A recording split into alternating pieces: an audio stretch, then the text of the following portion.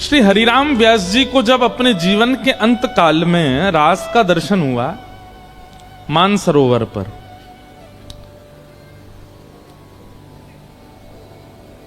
तो रास में एक लीला हुई कि ठाकुर जी और किशोरी जी में आपस में एक कंपटीशन हुआ। और कंपटीशन कैसे हुआ? हरिराम व्यास जी देख रहे हैं और किशोरी जी और ठाकुर जी कह रहे हैं चलो अब दोनों में होड़ होएगी, कौन बढ़िया नृत्य करके दिखाएगा।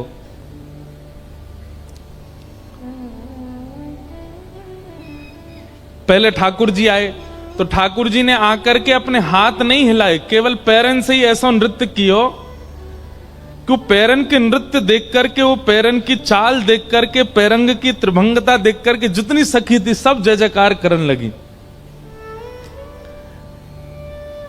ठाकुर जी ने नृत्य किया, अब बोले किशोरी जी अब आप करो। किशोरी जी आई तो किशोरी जी अपने हाथन से ही नृत्य कर रही हैं, पैर नहीं चला रही हैं। ये नृत्य कला में ऐसा होता है, जब आप शास्त्रीय नृत्य देखेंगे तो वहां पैरों से ही नृत्य होगा, हाथों से ही ध्वनि निकालेंगे, ऐसी ऐसी एक्सप्रेशंस बनाएंगे, वो वैसे नृत्य का स्वरूप चल रहा था। ठाकुर जी बोले हाथन से तो कोई भी नृत्य करेगा, पामन से करके दिखाओ, हाथ नहीं हिलने चाहिए, बस पामन से नृत्य करो। तो किशोरी जी जैसे नृत्य करने आई तो आप नृत्य करते करते करते करते करते करते किशोरी जी ने ऐसी गति पकड़ी चरणन से कि सबके नेत्र खुले रह गए, अपलक नेत्रन से सब देख रहे हैं और श्री जी नृत्य कर रही हैं। हरिराम व्यास जी के नेत्र सजल हो गए किशोरी जी के नृत्य को देख के। लेकिन तभी क्या हुआ, किशोरी जी के एक चरण का नूपुर टूट गया। और जैसे ही नूपुर टूटा तो जब दो चरणों से जब नृत्य होता है तो दोनों चरणों के नूपुरों की ध्वनि से ही गति बनती है।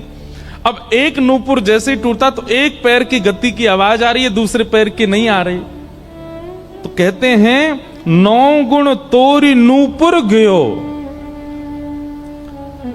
हरिराम व्यास जी ने कितनी द्रुत गति, ये बताने का विषय नहीं है, ये तो आपको सोचना पड़ेगा, ये तो आपको अनुभव करना पड़ेगा। हरिराम व्यास जी ने वही गति पकड़ी जिस गति से किशोरी जी नृत्य कर रही हैं, और पीछे जाकर के अपने जनेऊ को, ब्राह्मण जनेऊ पहनते हैं ना, जनेऊ को पकड़ करके तोड़ा और तोड़ करके किशोरी जी के नूपुर को, नृत्य करती हुई किशोरी जी के पीछे चलते चलते ही उस नूपुर में अपना जनेऊ पिरो करके बांध करके किशोरी जी के पैर में बांध दिया। नृत्य रुकने नहीं दिया किशोरी जी का। 9 गुण तोरी नूपुर गयो महत सभा मधिरास के।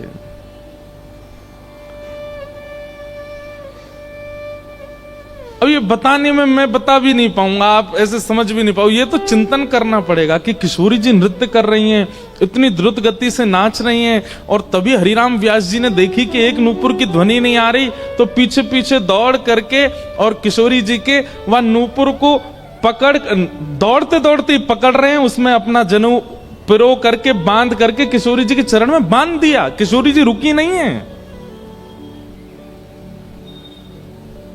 और वह जो प्रतियोगिता चल रही थी उसमें किशोरी जी की विजय हो गई, किशोरी जी जीत गई। वो तो आज तक निकुंज में ऐसी कोई प्रतियोगिता हुई ही नहीं जिसमें ठाकुर जी जीते हों, सब में श्री जी जीतती हैं।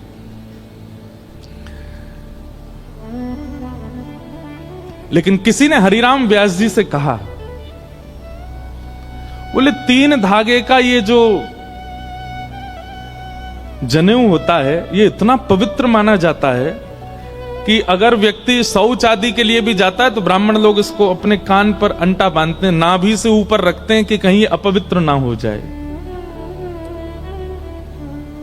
इतनी पवित्रता का ध्यान रखते हैं कि महाराज अगर ये सूतक घर में आ जाते हैं, सोबर आ जाते हैं तो जनेऊ बदलना पड़ता है, और जनेऊ बदलने के लिए पंचगव्य पीना पड़ता है, सूर्य की आराधना करनी पड़ती है, गायत्री उपासना करनी पड़ती, तब जाके जनेऊ सिद्ध होके पुनः धारण होता है। इतनी महिमा वेद शास्त्रों में जनेऊ की कही गई और आपने जनेऊ तोड़ दिया। हरिराम व्यास जी का उत्तर सुनने लायक है।